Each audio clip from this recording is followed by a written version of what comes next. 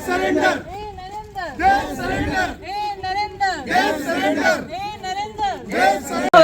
कमाते हैं महंगाई डायर खाए जाते हैं सखी सैया तो बहुत ही कमाते हैं महंगाई डायर खाए जाते हैं। देश हमारा कहाँ जा रहा कहो नरेंद्र मजा रहा देश हमारा कहाँ जा रहा कहो नरेंद्र मजा रहा देश हमारा कहाँ जा रहा कहो नरेंद्र मजा रहा। हे नरेंद्र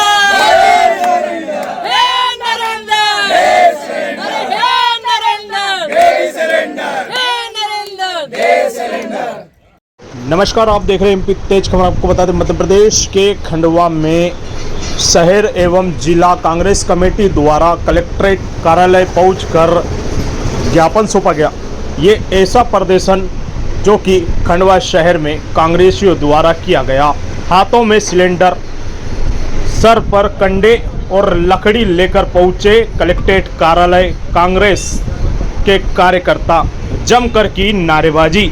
ये नज़ारा खंडवा का है।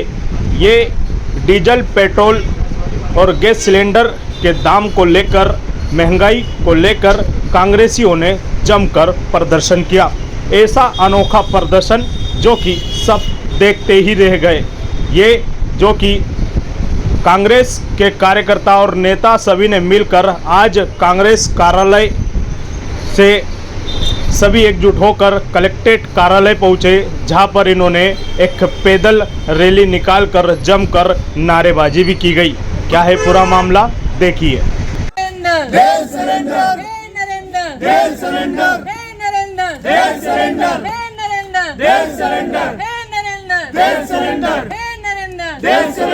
सखी सैया तो खूब ही कमाते हैं महंगाई डायर खाए जाते हैं सखी सैया तो बहुत ही कमाल है महंगाई डायर खाए जाते हैं। हे नरेंद्र हे नरेंद्र हे नरेंद्र दे सिलेंडर हे नरेंद्र दे सिलेंडर हे नरेंद्र दे सिलेंडर हे नरेंद्र हे नरेंद्र दे सिलेंडर हे नरेंद्र दे सिलेंडर हे नरेंद्र दे सिलेंडर हे नरेंद्र दे सिलेंडर बिजली पानी दे न सके जो सरकार जो सरकार बदलनी है वो सरकार बदलनी है। बिजली पानी दे न सके जो वो सरकार निकम्मी है।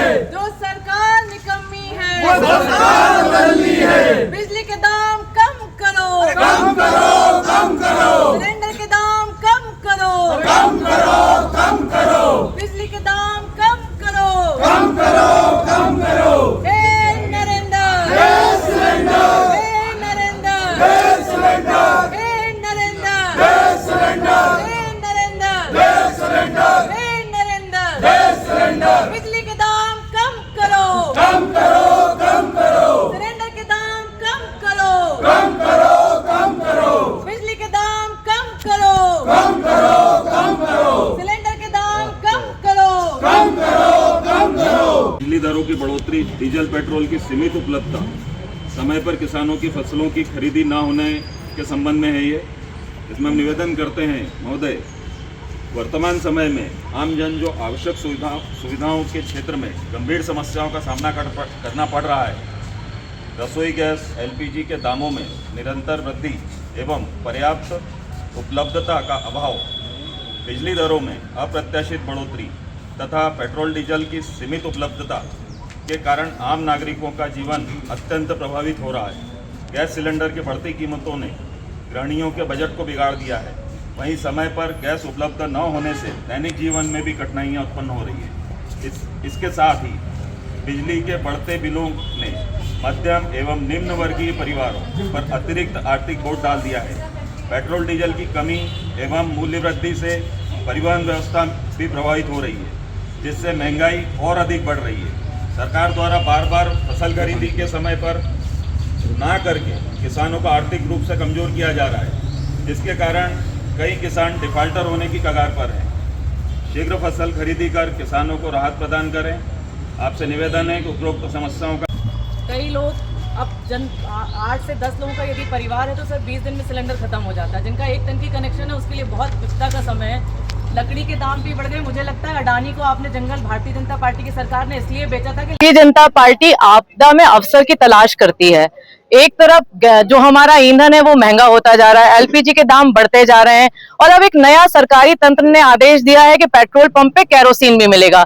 केरोसिन का सिलेंडर तो पता नहीं कहाँ, स्टोव हम ले आए हैं, स्टोव में केरोसिन भराने के लिए जब हम गए पेट्रोल पंप पे तो कहीं भी हमें केरोसिन मिला नहीं है। किस तरीके की कालाबाजारी को बढ़ावा दे रहा है ये मुझे समझ में नहीं आता। दूसरी तरफ आपने देखा कि बिजली के बिल के दाम एकदम से बढ़ा दिए गए हैं। एक तरफ हम पहले देखते थे कि सरकारें जब गर्मी आती थी तो जो ठंडक देने वाले उपकरण है उसमें हमें राहत देती थी, लेकिन आज दाम बढ़ा दिए जा रहे हैं। तो आपदा में अवसर तलाशने का काम यदि किसी को करना आता है तो वो भारतीय जनता पार्टी के लोगों को आता है। सबसे ज्यादा हताशा आज हम लोगों को इसलिए है, ये कंडे जब भी हम देखते हैं, उपले जब भी देखते हैं तो हमें हमारे गाँव की और किसानों की याद आती है।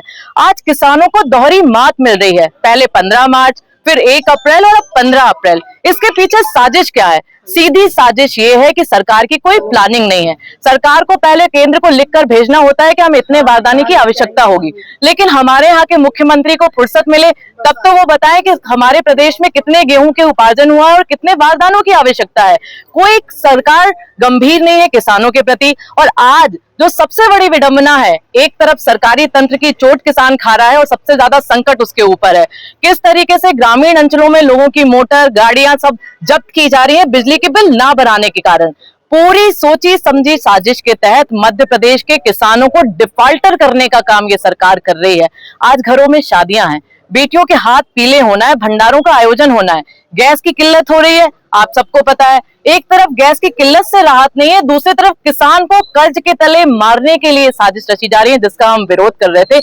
आज हमने वो पुराने सारे उपकरण जो हमारे देश में केंद्र में सरकार है अमृत काल कहते हैं, और अमृत काल से हमें आदि मानव के युग में भेजने का काम सरकार कर रही है। तो ये स्टोव आपने देखा जो हमारे कभी स्मृतियों में रहता था, ये लालटेन जो घरों में चलती थी, ये उपले जिसको हम होम के लिए उपयोग करते थे, लेकिन अब खाना बनाने के लिए उपयोग हो रहा है।